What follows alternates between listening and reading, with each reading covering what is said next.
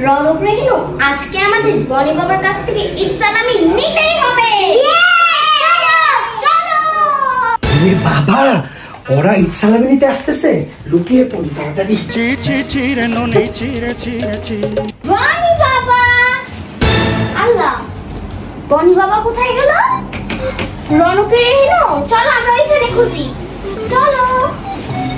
এই বনি, নেই তো। চলো তো দেখি অন্য জায়গায়। দেখি তো এখানে কে। তোমরা এত চালাক, আমার থেকে ঈদ সালামি ফাইনালি আদায় করেই নিলে।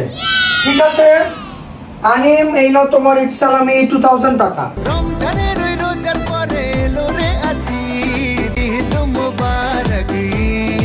তোমরা সবাই এখন হ্যাপি?